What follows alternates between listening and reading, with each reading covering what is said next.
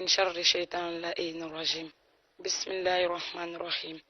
الحمد لله والحمد حقه كما يستحقه حمدا كثيرا، والصلاة والسلام على المبعوث رحمة للعالمين وعلى آله وصحبه وسلم تسليما. أستهيل ذكر قائلا ربي اشرح لي صدري ويسر لي أمري واحلل عقدة من لساني يفقه قولي. وبعد السلام عليكم ورحمة الله. Ami tanganyina ala fe ka boshita ne dangani toroma sinzi mbela jelen ko fenale Allah subhanahu wa ta'ala to barkamai amale ala intanu kale ala barkada ko fe ami solita ya akachiba san mainga ana sodingu anu mo be ni sonaka to ala yan jenguli donja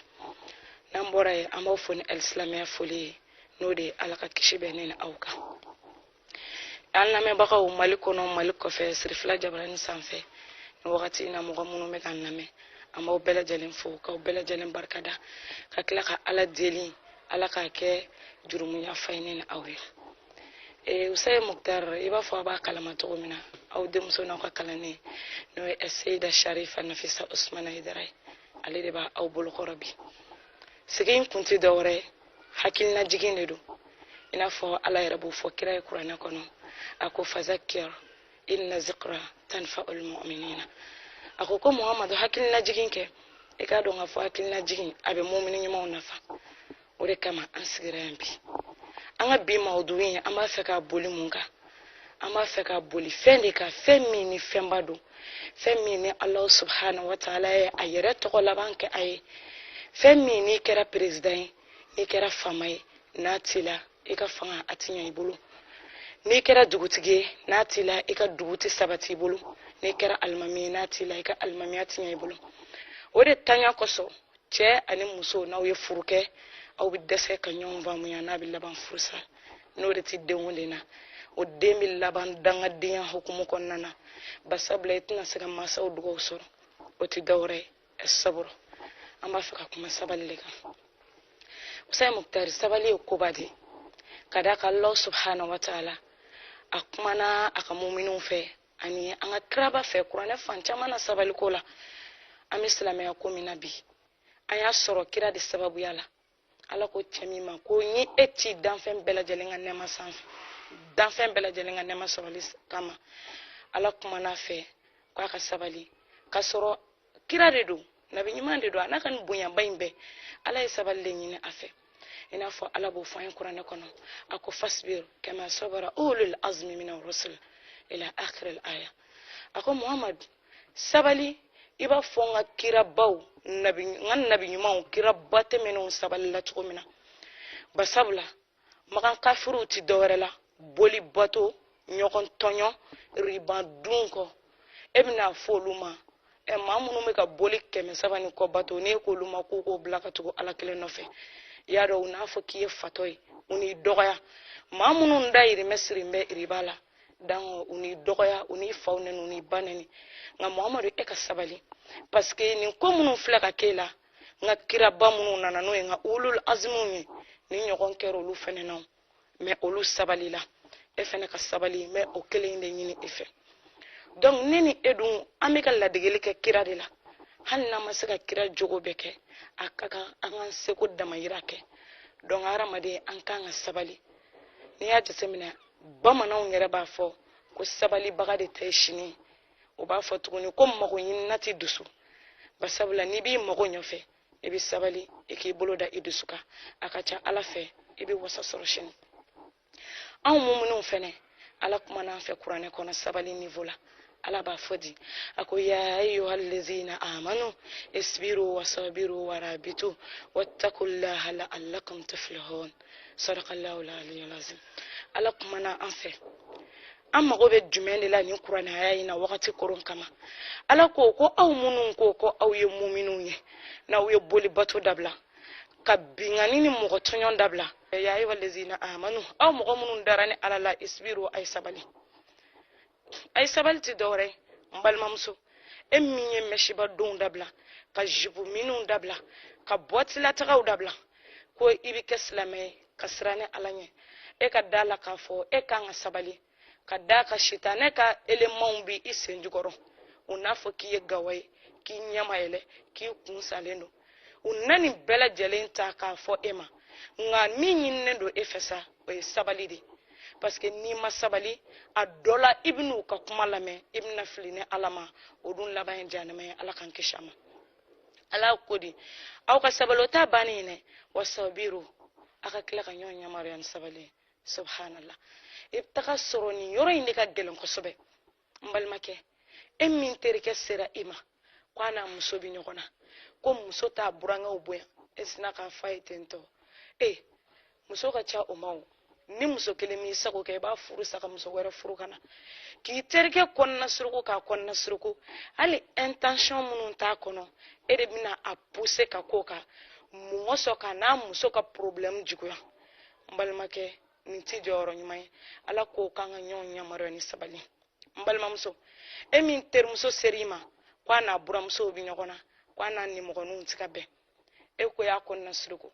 ko buramuso ninnu nege bɔlen don yaro burankɛ ninnu maa tɛ ninnu lamɛn o nimɔgɔnin yɛrɛ maa t'i yɛrɛ fa ye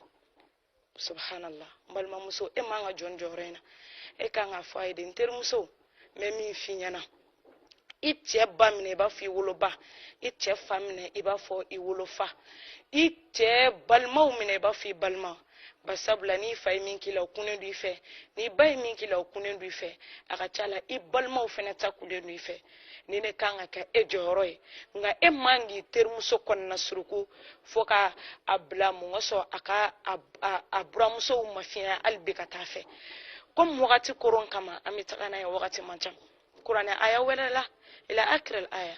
kuranɛ aya wɛrɛ la ala b'a fɔ an ye ala ko walanabluwannakum bishay'in min al-khawfi wal-ju'i wan-naksin min al-amwali wal-anfus wath-thamarat wa bashshir as-sabirina alladhina idha asabatihim musibah qalu inna lillahi wa inna ilayhi raji'un ulaika alayhim salawatun min rabbihim wa rahmatun wa ulaika humul muhtadun sadaqallahu azim ala b'a fɔ di ala ko walanabluwannakum bishay'in min al-khawfi ala ko an bɛna u lajarabi ni fɛn ye kabi siranw na wal-ju'i ani baloko gɛlɛya n balimakɛ ala kelen do ka lajarabi da e min kan ni baloko gɛlɛya ye n'aw ye daraka dun fo daraka wɛrɛ ti dun walima n'aw ye surafana dun ta ni tile saba ta o tɛ dumuni kɛ n balimakɛ e kan ka dɔn k'a fɔ ko nin ye ala ka lajarabi de k'a lajɛ a bɛ ka nin baloko gɛlɛya minnu si ka denbaya ma yalima i bɛna sɔn k'ale ala barika da a kan wa yalima i tɛna sɔn ka taa don kota kow la i tɛna sɔn ka taa don yuruku kow la mun kosɔn k'i b'i ka denbaya balo wa nin bɛɛ ye lajarabiw de ye ala b'a da jɔn kan donc ni nin bɛ aw minnu da la a ka sabali a ka ta ni ala ye a ka ala deli ala y'o de fɔ ko gɛlɛya kɔ ye nɔgɔya ye ale ala de ye yɛlɛmali masa ye toujours ala deli i k'i jigi da ale ala in kan ale ala bɛ bɔda k'i ye fan bɛɛ lajɛlen fɛ ala ko de tuguni wa naksin min al-amwali a kɛra i ye bitigiba dɔ dayɛlɛ walima i ye fɛn dɔ kɛ ka mɔgɔ bila a kunna k'a k'i ka feere kɛ a tigi y'i ka wari dun walima a tigi y'i ka wari namara walima i ka bitigi ala kan kisi kan taga kasara de y'a sɔrɔ i ka wari bɛɛ tiɲɛna walima i ka sitɛrini natɔ ni essence a bɔra ka bin ka tamɛn'a la o bɛɛ ye fɛn ye nafolo ko kasaraw do ala b'a da ka jɔn na ka jɔn lajɛ n'o y'a sɔrɔ i bɛna sɔn ale ala barika da ala sɔnna ka nafolo di e ma fo kasara nan'o sɔrɔ mais dɔw bɛ yen a t'olu kunna o donc hadamaden kan ka dɔn ko mana jɔn sɔrɔ cogo o cogo i kan ka ala fo ka ala barika da a dɔ la i yɛrɛ de ka hɛrɛ b'o la an bɛ taga n'a ye ala ko de to wala anfus ani ningo kasaraw cɛ saya b'a la den saya b'a la jigilamɔgɔ saya b'a la ni nin fɛn o fɛn y'i sɔrɔ i kan k'a da ala kunna i kana miiri ko i den sara k'i sinamuso nɔ don parce que k'o ma den sɔrɔ ayi nin ye ala ka lajarabi ye tarikutigiw fanba taara min fɛ kira ye den 7 de sɔrɔ nka bɛn kɛra a kan a ye 6 bɛɛ da kaburu kɔnɔ n'a bɔra an ba fatima na fo kafiru k'a mafiya ni ala ye suratul kawsara jigin ka hakili sigi ni o ye donc nin ye kira de nini ebe ka kira de sui donc an kan ga don dengo gele walma jigila mo sebe mo mun soro an na kuma jugu fo an ga ala barkada ka ala tanu ka faraka basabula ala de ya dema ni o ala ya mine e manga toro muso do be ubi san jol ke furula ala ti den yere no o ye abadan mine ala sona e ka ta ka bange e kan ga don fo o be ala kan nema de abake jonye jomi aja ala ko ditukun wasamarat forobatiku walma i yere perene no kan nyina samia kono ako nyina kon samia akata ala fe nyina samia bija itari ka wardo suman shiwla kana ala nana ke uyuda kasara koni isoro iye wari yere min don o mabok mate tonoma e kana mire ka fo kini forotigi min manyo orobi nyongere fede ko de baraki ka forola ayini be ala kala jarabu ye abada ka jongna parce que la jarabi nunu nye fende pili joni ala bisurunya la jarabi be griya katafe jonwa la jarabi ka boni nyon tai donc ni ala ye la jarabi bada mununa e kanga donga fo ko e de kadi ala mais jian dongo do e ka miliyaru soro e ka bitigi baw dele imma ko mana jo fen fala e bo soro den chama mi bolo am balma muso e rek kanga joro yalma ene ala kadiwa ala dungo ko la jarabi bale ala bula ba day kuna ni nale ala baka surunya donc ni toro ko nunu an bla ala kan minen kono ala ko di ako ni toro ko ni gele ya ko nunu bela jelen ko fede wa bashir sabirina ako muhammadu ni munu sona kan kun olu la ni soja sa olu munu ye sabali bagawe ko sabali bagaw la ni soja sabali baga jumew allazina iza asabatihum musiba qalu inna lillahi wa inna ilayhi raji'un ko munu be ni toro ko ni mashiba ko yu soro uti dansa ko kuma ufo nu chew sara utafo ne tachiena utafo ne kuna goyara utafo ala ale kungan kenena walma ne tachiena munun te mashiba kuma ufofu bisina ka fate inna lillahi wa inna ilayhi raji'un neni ngan nafoloi ne de ne che ne jigila mogo neni ngan foro ba de an be bora ala de yoro ala de ya dinema wa an bela jele mi segi ala de ma balma ken balma muso ni kuma inde kadi ala ni toro ko ya soro an kuma info aka cha ala fe ala ba nyefle ka sar herera ala kodi ulaika alaihim salawatun min rabbihim wa rahmatun wa ulaika humul muhtadun ala kodi akoy ka do nga fo olude mogoye umaka kishinu kan nema buka wani mago be kishi jongna de olu yere de nununni ni toro ku soro munu men kuma kan fo yal mambal maken bal mamso nini eben kuma fo baga nawa nini etenna an kan alaje an asigin ka ken kuma fo baga na basabla filiman jugu menti bo filla o de ko jugu do be no ibi taka soro nu yere ya don ku ujobi ko la uta dabla sabali katchan sabali bi kla kata klaro de madola mogo iba do sebiye ka sabali basabla ni ataka jatemna ala ba fa qur'ana ya dola wala man sabara wa ghafara inna zalika la min azmi al umur ako koni mogo mi sabali la kayafa ikado ngafo o de ko baw doy ni ataka jatemna usay muktar ni mogo fla bi kelala ibi taka soro toujours mogo ka griya bi bunya kota kelen fe o ba fo karsa ka sabali ki bolo day dusuka ni ya buka fe me ke ka sabali ki bolo day dusuka o kora e de jobala ni jota la ti fo ki ka sabali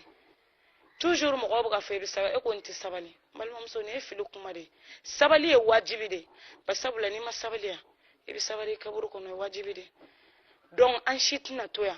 an sabali ni toro ko yan soro an bolo dan dusula an yafa ala kama parce que e bi kojugu ba de ne ke ala la mais ala bi yafa ema mais doy kojugu do ke ela e ko kiti yafa o kuma e join we e ala ka joni donc toujours kan sabali ni ya taga jatimne ni furu kera o ba fo che muso de ma ko e ka sabali o ko reidi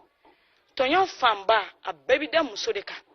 de kunye muso de tay furu la abi fo e de ma e ka sabali muoso idenga seka shita keshine idenga keshita ni chei toro ki toro ala taban ni ma chetono dun ibi den tono de dun me eko iti sabali ni cheko kele eko tan ambal mamso ibi yere tonyo ibi don tonyo basabla illaban bita siri ma warela ibi don beke danga den o bi laban dorogu tani baneni de la ani juemu ala kan ankisoma ala ko ni mogo mi ya do ko sebaye ka yafa ka kila ka sabali ko de ko baw doy donc o de kadi ala ye mais ni ya ta ka jatemne an ba fo kuma mina ko yen tato alama o ba soro sede tanyi mais nanye se soro anti songa yafa donc an wolu bon an jogola an ga yafa ke an tagalandoy amna ni ala kiraka hadisa doy ala kiraba fanye as-sabr sabran fa-sabru indal musiba حسن جميل وأفضل من ذلك الصبر أما حرم الله عز وجل ليكون لك عاجزا على كراكودي أكو كسبالي إكلار مفلاي كسبالي ماشيبا كوني توركو أوكا كي قادو غفو أوريكاين nyode fawete meni wa keran mashib nafuluko yisoro jigla mogosaya e ka sabali e ka to alama ala kira ko de kan ko me ko sabali min ngai katemeni bela jalenga de ka sabali fenga ala ifemi haramu muoso o ka ke balilaye ini janemeche ka sabali fenga ala ifemi haramu beba do boati la taka ka di nimbe meshi baddo inga di be ni bora mo ka foka ki kunyana mini jupu do ngadi bay me ka foko ala ni haramu ya neka nebe nin koron ka boni ma basabla neka here de bala ani ala ya haramu ya nga kira ko odi kan ota bani fama ebi ka biro kono jamana wari ko bebi ka buluka ibi se kan namara chogo minga diye foiti bwala nga ki miri ko ni ye jamana denw nga wari de ala ya yuruku likene ma haramu ye ka je o ko ka kuni isarani ala na barka dola basabla ni ye jamana denw nga wardu yuruku siraka ko fila kondo ala ka buinyana mala walma ka bui kola ni ala sona e ka balo hera la klimu ni shawara tilenduna kasa wallahi ala bi bono senge ko fe parce que ala bu beta chien olu ye munge me ye bara jugu munun ke ka bla olu nyere o buka sarani e ka bara inde subhanallah donc an ka nga laje ala fe mi haramu ya anka anga sabali ko toyno anga sabali ka o toyno basabla ala yere ala ba ka jono ko jugu ala ba do na ka join sesoro kwati sabali mogom ba bolobo wal nafolola ko ibisra ala nyomanchane ore kama ala ba fo koni aramaden se soro doron kwa bi yada parce que muna ale nya bala miliyaru babulo fembe ba sagoyala abi bocho min kadai abi don chogo munun kadi aye donc abi dan sago haramadon ka donc an sabali an na ye ni mogo nasugo nununa basabula nafa foi tala an makoro ba fo ko dusu ti glanike dusu be tieni de ke kumar chama basabula ni dusu bora eni do mana kele sisa ibi kuma jugu de fatikima bo dusu de mana bla ka kuma jugu fo mais ni dusu dara doron iba ibi nimisa mo bita suru ya fo mo min yana akera shinin kanye otigi kono kaba bon segin to lawo ina fa anga ba mona ba fo ko fembe ba denwolo nga kuma de ba bawolo ni dusu bole ko fo doron abike ko jugu e parce que dusu yere mana bla hakili nya fa ka ba tinyu manke ala kira jogo baro kunye mwe e ba kuma chama na dimina ati kuma abi damne o kunye mwe kaneni au kala basabla ala kira ben ko ke neni e ka ko de do suno ale ala bato munun ke neni etna seko kew donc ni ko munun beke an ka nga donga fo ko ni be kala on sirade ore kama sedina ali ba fayana aka kasida do la sedina ali ba fo ko inni aqulu li nafsi wa hiya dayyika wa qad anaka alayha dahru bil ajab sabran ala shiddati al ayyam inna laha uqba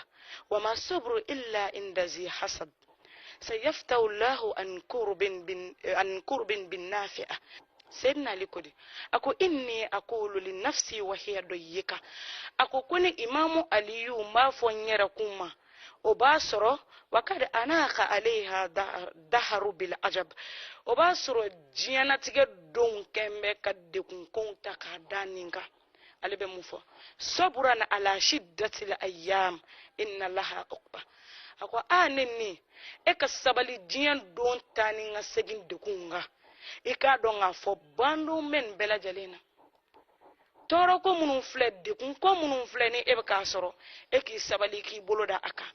bando men bɛɛ lajɛlen na wa ma sabru illa inda zi hasad ako ne ni sabali kɔni ma kɛ k'a bɛ fɔ maa ma k'e kɔni ka sabali sa fo n'a kɛra dami ɲumantigiw ye bɔkolo ɲumantigiw a bɛ fɔ olu de ma kɛ ka sabali k'i bolo da a dusu kan donc o de kama n y'o de fɔ an ɲɛna ko n'i y'a mɛn a bɛ fɔ ko sabali i jo de b'a la donc nin ye imamu aliyu de ka kuma ye ko sabali ma kɛ foyi ye fo n'a kɛra bɔkolo ɲumantigiw ye ko a mɛn o mɛn dɛ ne ni sɔɔni dɔrɔn ala bɛna dayɛlɛli kɛ e ye nin gɛlɛya ko ninnu kan nin gɛlɛya ko ninnu na i ye tɔɔrɔ ko minnu kɛ ala bɛna hɛrɛ minnu di e ma dɛ i ye tɔɔrɔ ko minnu kɛ o ɲɔgɔnna lafiya b'a kɔnɔ donc toujours ninnu ye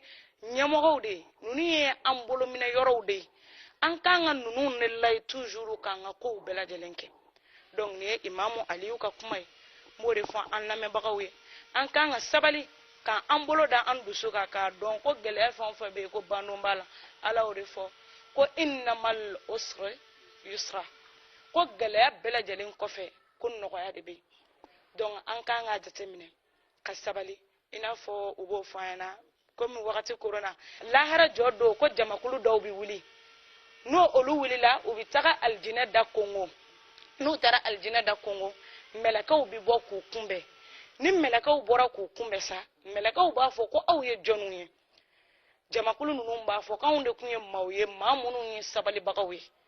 n'o kɛra mɛlɛkɛw b'u ɲininka o kumana aw tun bɛ ka sabali mun de ka diɲɛ kɔnɔ u b'a fɔ anw tun bɛ ka sabali ala labatoli kan ala ko k'an ka jɛnɛya dabila ka mɔgɔ tɔɲɔn dabila ka ribandun dabila anw sabalila ka ala labato nin bɛɛ lajɛlen kan ala ko u b'a fɔ ko ko aw tun bɛ ka sabali mun wɛrɛ kan u b'a fɔ ko an sabalila ka ala tanamakow to yen an sabalila ka ala labato ka ala tanamakow fɛnɛ to yen n'o kɛra sani mɛlɛkɛw ka kuma ala b'a fɔ k'i k'a dɔn k'a fɔ ko ninnu ye tiɲɛ fɔ koyi ko a y'u don alijinɛ kɔnɔ o de kama kuranɛ aya dɔ bɛ yen u b'a fɔ an ye innama yuwaffa sabiruna ajrahum bighayri hisab ko maa minnu bɛ yen nɔ i k'a dɔn k'a fɔ sabalibagaw sara dafalen bɛ d'u ma k'a sɔrɔ u ma fɛsɛfɛsɛ donc an kan k'an jija an bɛɛ lajɛlen ka ye nin na ka d'a kan lahara fɛsɛfɛsɛli ma nɔgɔ komi wagati korona donc nin de tun ye aw tulo garisɛgɛ ye inshallah sigi filanan aw tulo garijɛgɛ mana kɛ min ye an b'o di aw ma wassalamu alaikum warahmatullahi ta'ala wa barakatuh. Alhamdulillah.